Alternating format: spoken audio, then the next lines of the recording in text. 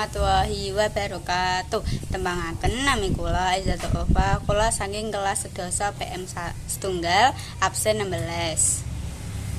Ing mriki kula badhe njlentrehaken babangan Alfamart. Identifikasi objek. Alfamart punika salah satunggaling jaringan minimarket ageng ing Indonesia ingkang nyediaken maneka warna produk kabutuhan sedinten-dinten. Kanthi jumlah outlet ingkang sumebar ing saindenging Indonesia, Alfamart dados salah satunggaling pilihan utama masyarakat kangge belanja kebutuhan sedinten-dinten. Klasifikasi lan bagian-bagian objek. Alfamart saged dipun klasifikasikaken dados sawetawis bagian inggih punika: bagian ngarep, wilayah kasir lan paparan produk; bagian tengah, rak-rak produk lan lorong-lorong; bagian wingking, gudang lan wilayah administrasi; bagian jawi, wilayah parking lan papan lungguh. Deskripsi bagian ngarep, wilayah kasir. Kepenuhan kali-kali kasir ingkang siap ngelayani pembayaran kanthi nggampil lan efisien. Kasir punika ugi dipun lengkapi mesin EDC kangge pembayaran non tunai.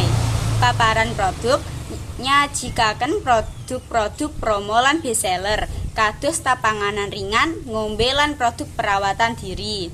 Bagian tengah, rak-rak produk kapacak kanthi rapi ngemut maneka warna produk kados tapanganan, ngombe, kebutuhan griya lan produk perawatan diri.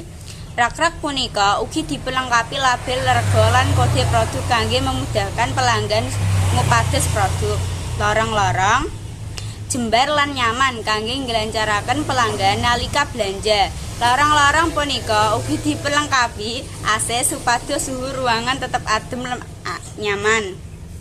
Bagian wingking, gudang, papan panyimpenan stok produk ingkang ageng langkap paringi organisasi ingkang becik. Gudang punika ugi dipelengkapi sistem keamanan ingkang majeng kangge jaga stok produk tetap aman. Wilayah administrasi, papan pengelolaan keuangan lan operasional toko. Wilayah punika ugi dipelengkapi komputer lan printer kangge memudahkan pengelolaan data. Bagian jawi, wilayah parkir, jembar lan aman kangge memudahkan pelanggan parkir kendaraan. Wilayah parkir punika ugi dilengkapi CCTV kangge jaga keamanan kendaraan. Papan lungguh, kaparingi papan lungguh ingkang nyaman kangge pelanggan ingkang kepengin mandeg sekedhik. Papan lungguh punika ugi dipelengkapi wifi gratis kangge ngidini pelanggan ngakses internet. Mangkene video pawartos saking kula babangan Alfamart. Kawula nyuwun pangampunten menawi wonten lepat tembung utawi tindak tanduk. Matur nuwun saged sampun mirsani dumugi pungkasan. Mugi kasembat lan dumugi tembang malih.